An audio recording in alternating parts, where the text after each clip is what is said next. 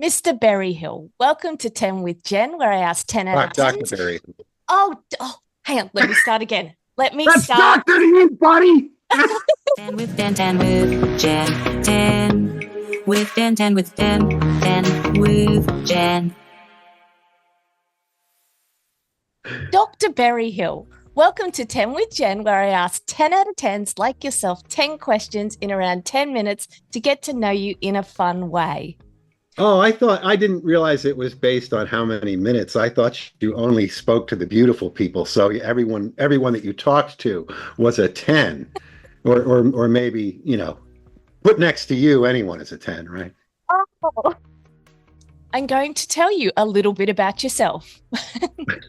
John Berryhill is a powerhouse in the realm of intellectual property law, specializing in patents, copyright, trademarks, and domain names. With a PhD in electrical engineering from the University of Delaware and a JD from Widener University Schools of Law, John has earned a reputation as one of the best domain attorneys in the industry. He has defended high-profile clients, including camroulette.com and digimedia.com, and has represented countless registrants in UDRP hearings. Known for his strategic insight and quick wit, John thrives on protecting his clients' assets while being a respected and engaging presence at conferences and events worldwide. How are you, John? I'm fine. I hope someday I meet the guy you just described, but That was you. I mean, yeah, I pay people good money to say those things about me. Yeah, the check's in the mail. Okay, John, are you ready for your 10 with Jen? No one can be prepared for the onslaught that is about to ensue, I'm sure. No, it'll be fun. For me, anyway. Okay, all right. Number one, fiction or nonfiction? That's the question? Yep. Oh, nonfiction. What is the wackiest request or case you've ever handled for a client in the domain name industry? The strangest UDRP case I handled involved a claim of my friend's hot mom versus hot mom next door. Okay.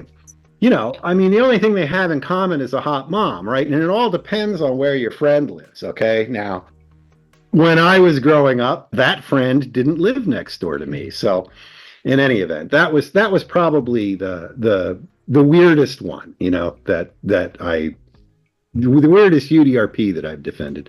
But I mean, they get weirder and weirder all the time. I can only imagine the cast of characters that you have to deal with. Oh, gosh. Oh, yeah. I mean, not to mention my friend's mom. If you're not in front of a screen, where would I find you? Oh, you'll find me on top of a bicycle seat, hanging on to a pair of handlebars, flying down a hill at 40 miles an hour. Amazing. What I like about climbing hills on a bike is that you can't argue your way out of it. You have to turn the crank and get the bike, to the top of the hill. And I've been to the tops of some really tall hills, Wow. and it's a pretty good feeling when you get there.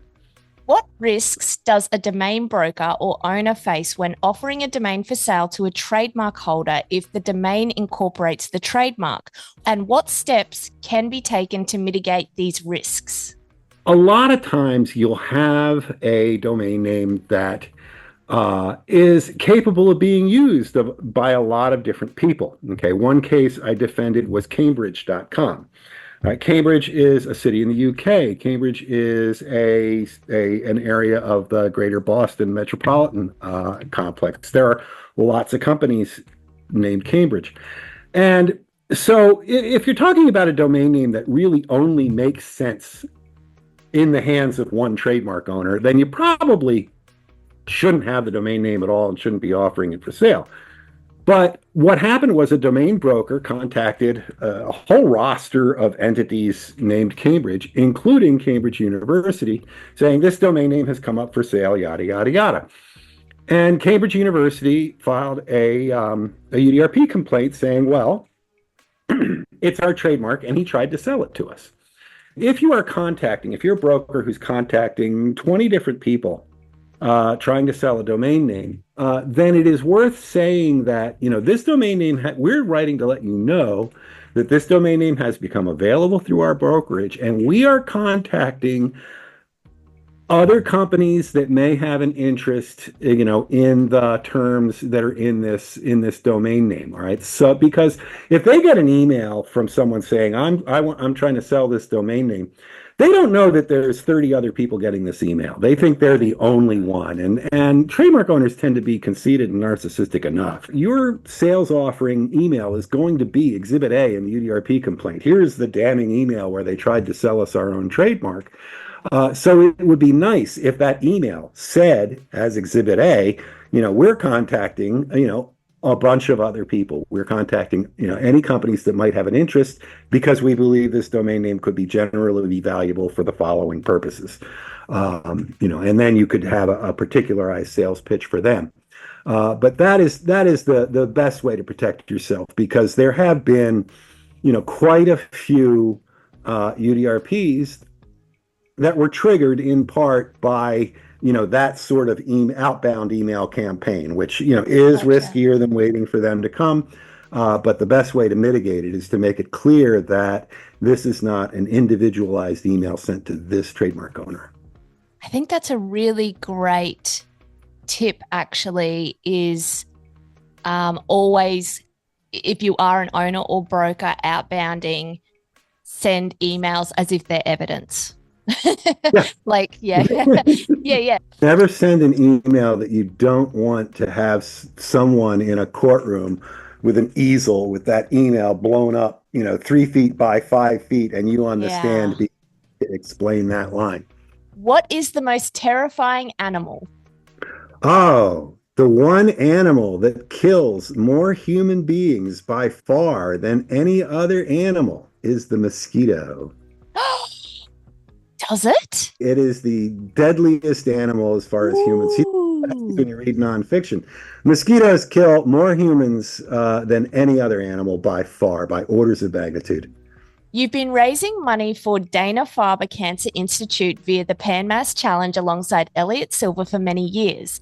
What drives you to commit to this cause every year, and how would you encourage others to get involved? There is a segment of the course where the ride goes past a summer camp on Cape Cod for children who are being treated for cancer. There's this one place where they come out and cheer us on, and there's something really inspirational knowing that I represent all of the wonderful people in the domain industry that have, supported us for years. Yeah. This year we raised $75 million, saying every donated dollar goes to the Dana-Farber Cancer Institute to fund treatment programs and research programs, some of which would not exist but for the generosity of our donors. It's going to be hard to imagine not doing it, but we'll see what happens, and maybe there'll be some other opportunities to have fun and do good in the future. First crush. Let me tell you a little story. I started working actually at a law firm before I became a lawyer. I had a lawyer come back into the office that was supervising me, and he had the word feel circled in red, and he said, "John, I'm only going to tell you this once. We're lawyers. We do not feel. We believe." I learned to dispense with those with those feelings or any memories of them. What is the number one thing on your bucket list? Probably making a bucket list. I kicked the bucket already in 2018. I had a heart attack. I made it as far as getting loaded into the back of the ambulance, but then I just felt very, very comfortable, and I didn't have a sense of the passage of time. The next perception I had was apparently several minutes later, and I had a very sharp pain in my chest, and I felt that the ambulance had been bouncing up and down. And I said, hey guys, can you try not to hit every pothole in the road? And they said, those are not potholes. We just had to defibrillate you. They had attempted CPR and that failed, and then they applied the paddles and jolted me back to life long enough to make it into the ER and get a cardiac catheter and a stent installed. And so, yeah, I try not to think about the bucket, but Yeah. I used to play a lot of pinball when I was a kid, and I always loved the fact that if you got really good at a particular game on the old-fashioned machines, when you hit the bonus level where you get an extra ball, there was this sharp flap sound that the machine would make.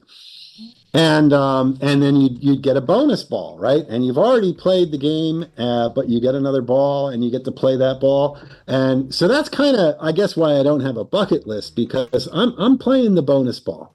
If you had to give up one of your five senses, sight, hearing, touch, taste, or smell, which would it be and why? Hearing. Which one? Hearing. Which one, sorry? Hearing. There you go. Did you Actually, like that? I was thinking about actually the alternative to that question, and then I was thinking, I don't want to know what Tenenbaum tastes like. Poor JT, he gets picked on so much on this show. I'm sorry, JT. Because Tenenbaum is not that appetizing. What is the best advice you've ever heard or received? Find something you enjoy doing and try to make a career out of it. I almost regretted passing that on. I passed it on to my kids, and my one son in particular took it to heart and, decided, well, he really liked playing video games. And I was like, oh, no, that was probably really dumb advice. Yeah, find something you like and try to make a career out of it. He now has a great job at one of the largest video game companies. And is very happy doing it. So it was advice that I received, I took, passed on, didn't believe in, but regained faith in it later. And really, having died once, life is just too short not to have a good time. Dr. Berryhill, thank you for your time today. You've now been 10 with Jen. Wow. All right. Thank you so much. Take care. It's been an honor and a privilege. One of the weirdest things I've ever been asked in my life was getting up in the morning and having Elliot say, hey, John, do you need some nipple cream? Wow. And he did offer me a bunch of flavors, so that's good too. That's fantastic. Oh, Elliot.